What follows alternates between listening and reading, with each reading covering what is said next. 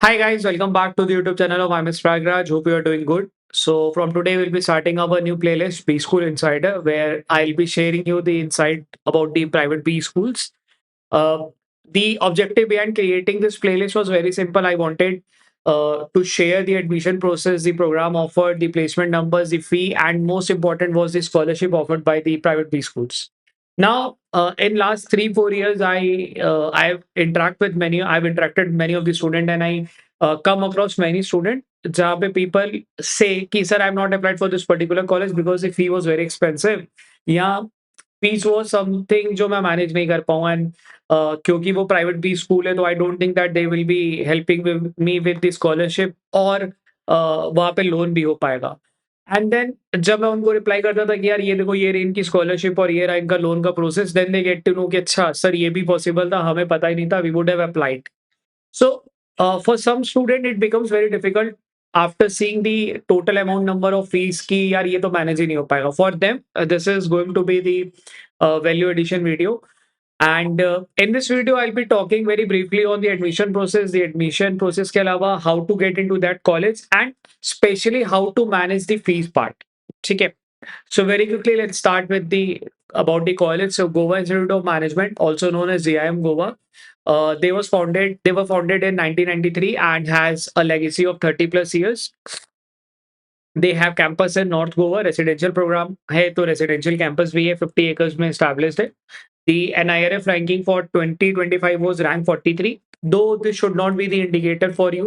ये 43 वाला जो पार्ट है ये इंडिकेटर नहीं होना चाहिए बिकॉज आप जब एजुकेटर से बात करोगे तो दे विल टेल यू दी कि ये जो NIRF रैंकिंग का पैरामीटर है वो बहुत ऐसा है जो किसी भी स्कूल को या किसी भी बी स्कूल को ऊपर ला सकता है और किसी एक अच्छे बी स्कूल को नीचे ले सकता है।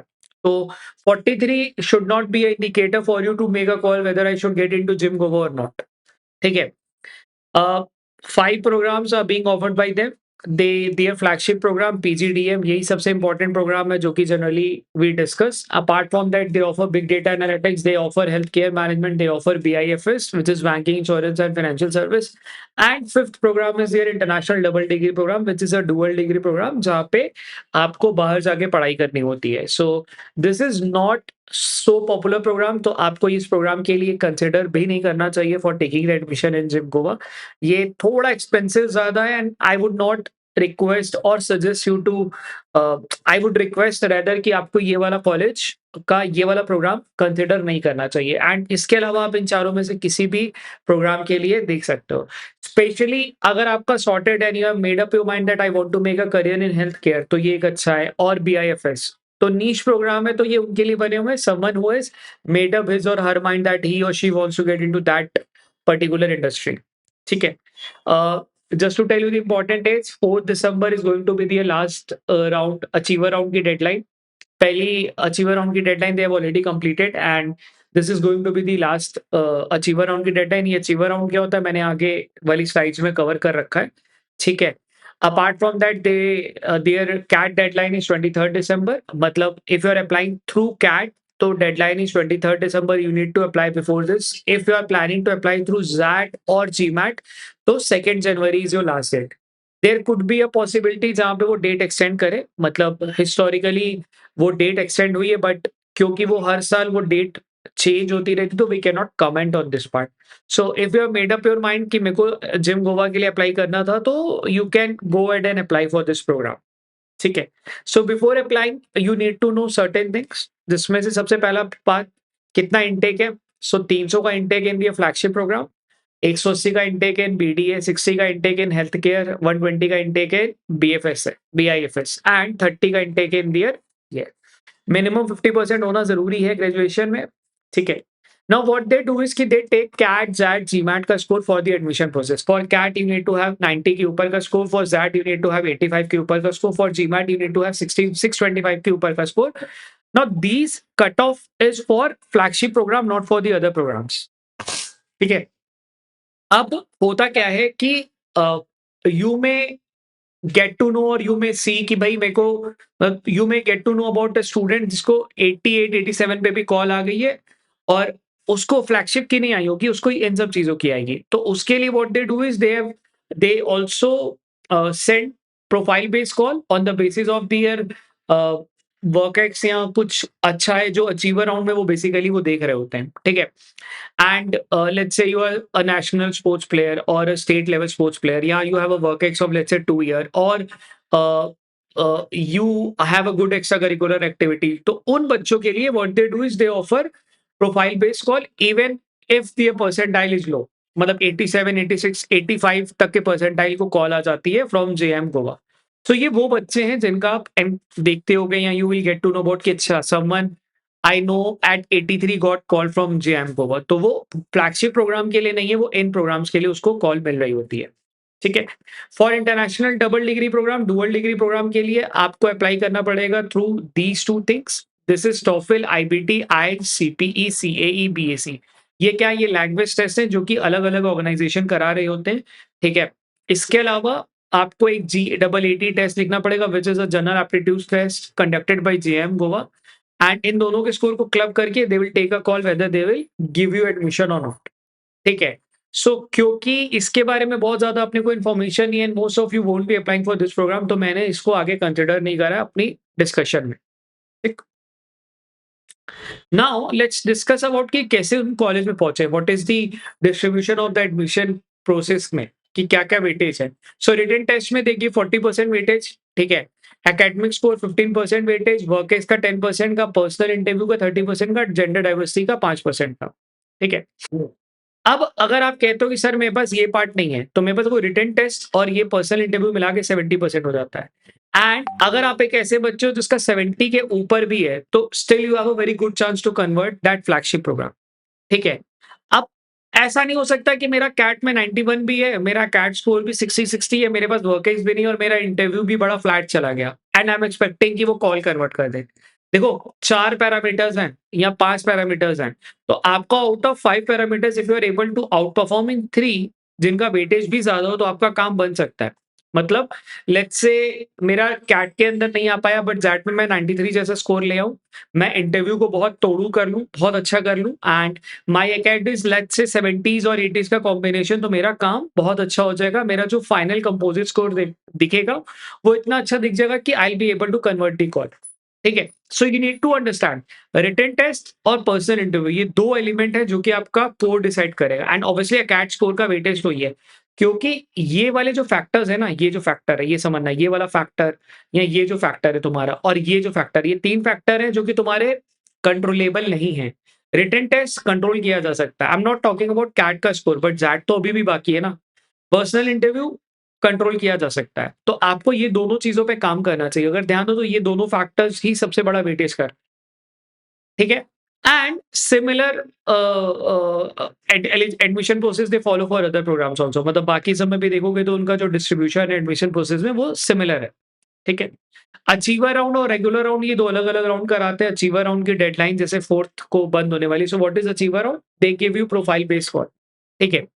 प्रोफाइल बेस्ड कॉल का मतलब ये नहीं कि they will not consider your CAT का ज़ैट का स्कोर, वो टेस्ट का स्कोर तो लेंगे लेंगे बट प्रोफाइल का वेटेज बहुत हाई हो जाता है।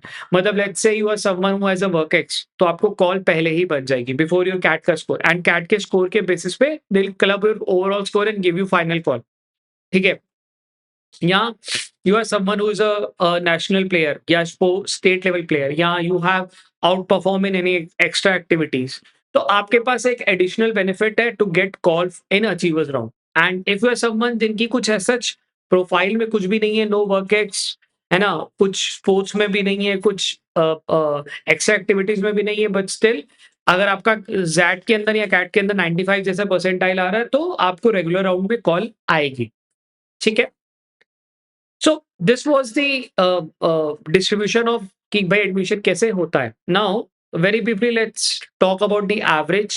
तो यहाँ पे एवरेज और हाईएस्ट देखना कितना बड़ी है and the best part is 100% placement, 100% placement and 99 ये क्लेम कर रहे हैं, तो मतलब ये जेन्युइन है, ये समझना, ठीक है? And this information I have taken from their website, मतलब उनका जो इस साल का प्लेसमेंट ब्रोशर है मैंने वहीं से ये सारा डेटा उठाया हुआ है। हाईएस्ट इज 32.2, ठीक है? एवरेज 15 है, मीडियन 15 है, ठीक है?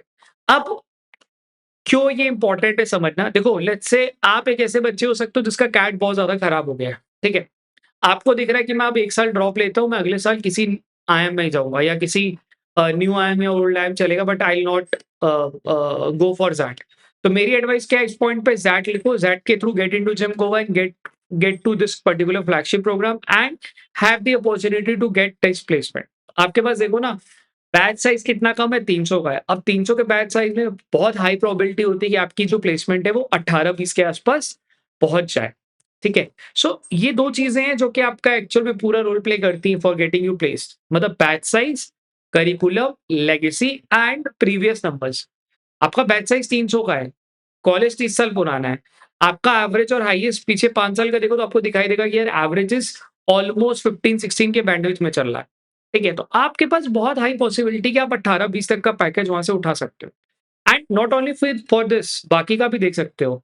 ठीक है, बाकी सबके भी नंबर बहुत इंप्रेसिव है, यू कैन सी, मतलब हेल्थ केयर का 13 है, बस एक ये नंबर कम है, बाकी सब जगह पे देखो एवरेजेस अच्छा। And considering the kind of market, अभी का कंडीशन बहुत अच्छे नहीं है, मतलब ये नंबर तब है जब 2024-25 की मार्केट बहुत खराब जा रही है। ठीक है, मतलब अगर न्यू आयम्स और बेबी आयम्स के बहुत सारे बेबी आयम्स ऐसे जिनके नंबर बहुत खराब है इसके कंपैरिजन में, and believe me this is a fact. मैं आपको बहुत सारे ऐसे बेबी आयम्स के नंबर दिखा सकता हूँ जो इससे बहुत खराब है, मतलब ये तो बहुत अच्छे हैं। ठीक है, so don't get into that risk कि नहीं आईएम है तो है, नहीं तो कुछ भी नहीं है। ऐसा नहीं होना चाहिए। सी योर आइडिया वाज कि लॉन्ग टर्म में मेरे को कॉर्पोरेट में जाना है। अब कॉर्पोरेट में जाने के लिए I can have multiple avenues. GIM Goa could be one option जहां से you can get into a अच्छी प्रोफाइल वाली job and get into the corporate. So उस तरीके से सोचना शुरू करोगे। देखो जब तक तुम सोचना नहीं शुरू करोगे you won't be able to out perform in that, and वो तुमको कभी लेके नहीं जाएगा। अभी क्या है ना, तुमको ऐसा लग रहा है कि सर क्या ही मिलेगा, मतलब मेरे को एक्सेल लाइन नहीं मिला तो मेरा तो खत्म है कहानी। तो क्यों खत्म है कहानी, तुम्हारे पास तो जिम गोवा है ही है, तुम देख सकते हो, तुम्हारे पास प्लेसमेंट के नंबर्स दिख रहे हैं। ठीक है, now come the last part of this particular discussion and important part जिसमें कि I'm going to talk about the fees. So जो चारों प्रोग्राम में उनकी जो फीस है 21.45 है, which includes your hostel plus 25,000 caution money है, which is a refundable amount. इसमें से शायद वो 5,000 डिडक्ट कर लेते हैं and बाकी 20,000 को रिफंड कर देते हैं। तो अगर 5,000 को डिडक्ट भी कर लेते हैं तो स्टिल दिस इज 21.5 के आसपास। अब देखो सीन ऐसा है कि उस 21.5 में से भी दे ऑफर 5 लाख की स्कॉलरशिप टू 45 स्टूडेंट। 300 के बैच साइज में करीब-करीब 15% बच्चों को वो दे रहे हैं। देख रहे हो? 15% बच्चों को वो स्कॉलरशिप दे रहे हैं। 180 के बैच साइज में करीब-करीब 15% को दे रहे हैं। 60 के बैच साइज में करीब-करीब 11-12% को दे रहे हैं। 120 के बैच साइज में अगेन दे आर ऑफरिंग करीब-करीब 5% के बच्चों को स्कॉलरशिप। ठीक है? अब इन स्कॉलरशिप के लिए ना you need to qualify the certain criteria. जैसे पीजीडीएम फ्लैगशिप की जो है, दे हैव मेंशन कि आपको इतना सीजीपीए स्कोर करना पड़ेगा to be eligible for the scholarship. अब ऐसा नहीं है कि मैं कॉलेज में पहुंच गया तो मेरे को स्कॉलरशिप किसी ने बता दी थी तो मेरे को चाहिए ही चाहिए। सी एमबीए की जो जर्नी है ना, वो ऐसा नहीं कि कैट खत्म होने पे खत्म हो जाती है। वो तब तक चालू रहती है जब तक तुम्हारा प्लेसमेंट नहीं हो जाता, जब तक तुम कंपनी को ज्वाइन नहीं कर पाते। ठीक है? तब तक वो चालू रहेगी, मतलब स्टार्टिंग फ्रॉम कैट की कोचिंग जॉइन करना, फिर कैट क्वालिफाई करना, फिर जीडीपीआई जाना, फिर गेटिंग इनटू दैट कॉलेज, फिर आउट परफॉर्म करना, कमिटीज में जाना, क्लब में जाना, एंड वहां पे भी सीजीपीए मैनेज करना, and then out performing in that and getting the company. ठीक है, तो this is also part of that. अगर आपको 5 लाख रुपए का करना है, आपको देखना है कि यार, और देखो बहुत बड़ा अमाउंट है यार, मतलब almost 20% of my amount would be refunded. ठीक है, मतलब ऐसा है ना कि अगर देख लो, मतलब मेरा एमबीए सीधे 16.5 में हो जाएगा। तो you need to start thinking कि मेरे पास देखो ये भी तो ऑप्शन है, मतलब लेट्स से योर बजट वाज कि मैं 15-16 लाख में एमबीए करना चाहता था, बट अब तुम्हारे पास ये भी तो बजट है, तुम्हारे लिए तैयार हो गया ऑप्शन कि 15-16 लाख में यू हैव द ऑप्शन जहाँ पे तो ये स्कॉलरशिप के through you can get to do the MBA from GIM Goa in that budget. ठीक है, ऑल्सो लोन फैसिलिटीज अवेलेबल। अब क्या है कि मैंने केवल 3 बैंक का मेंशन करा हुआ, ऑल दो 3 बैंक्स आर गवर्नमेंट बैंक। मैंने किसी प्राइवेट बैंक का यहाँ पे नाम नहीं लिखा हुआ है। Bank of India will finance you till up to मतलब अप टू 25 लाख, क्योंकि तुम्हें 21 लाख चाहिए तो तुम्हारा काम हो जाएगा। कैनरा बैंक भी 30 लाख तक है और स्टेट बैंक ऑफ इंडिया का 100% फीस है। ठीक है, अप टू का टर्म यहाँ पे क्यों यूज करा गया, बेसिकली क्या होता है कि बैंक ऑफ बड़ौदा की एक लिस्ट ऑफ कॉलेज है जहाँ पे वो कहते हैं कि अगर तुम इस लिस्ट में किसी भी कॉलेज में जाते हो तो तुम्हारा 25 लाख का लोन मैं दे दूंगा without collateral. Now this is the catch. ठीक है, विदाउट कोलेटरल मतलब तुम्हें कोई प्रॉपर्टी की डॉक्यूमेंट नहीं लगाने हैं, कोई अपनी तुम्हें एफडी नहीं लगानी है, किसी ज़मीन का कुछ भी नहीं लगाना है। सो कॉलेज नोज़ दिस कि भाई तुम अगर जेएम गोवा कन्वर्ट किया तुमने, तो you have earned the opportunity. तुम्हें ऐसा नहीं कि कोई रैंडम कॉलेज था जहाँ पे तुम्हें कॉल आ गई है। ठीक है? College bank know this. So that's why वो आपसे कोलेटरल नहीं लेते बिकॉज़ उनको पता है कि यार यहाँ का बच्चा कुछ भी करेगा तो 15-16 लाख की एवरेज तो लेके निकलेगा ना एंड वो आराम से लोन पे कर ले जाएगा। सो आपके पास बैंक है बैकिंग करने के लिए, बट आपको करेज दिखाना पड़ेगा, आपको अपफ्रंट आना पड़ेगा। You need to strategize your thing, you need to take a call कि मेरे को ज़ैट करना है, अच्छे से करना है और यहाँ पे पहुँचना है। ठीक है? So, that's it from this particular video. In the upcoming video, I'll be taking you through UBS Chandigarh, IMI Delhi, IRMA, NIRMA, MICA. ठीक है? ऐसे कॉलेजेस जिनके बारे में बहुत ज़्यादा चर्चा नहीं होती है, बेसिकली नॉन आईएम्स, उनके बारे में मैं डिस्कशन ज़्यादा करने वाला हूँ बिकॉज़ आईएम्स के लिए बारे में तो तुम्हें हर जगह पता चल जाता है, तुम्हें चैट जीपीटी बता देता है, तुम्हें बहुत सारे यूट्यूब हैंडल से मिल जाता है, बट नॉन आईएम्स के बारे में बहुत ज़्यादा डिस्कशन नहीं होता है। Also, if you want to know about specific college, do let me know in the comment section. And if you have any query or any doubt regarding JM Goa और उसके admission process में, do let me know in the comment section. I'll surely help you out. We have students जो तुम्हें मदद कर पाएंगे and हम reach out करेंगे उन students को to get that query handled. And that's it. So keep practicing, gear up for that. हमने ज़ैट के लिए कल वीडियो बनाई थी। I hope you guys have already started working on your that वाला पार्ट एंड करो, बहुत बढ़िया होगा अपना। ठीक है? चलो बाय।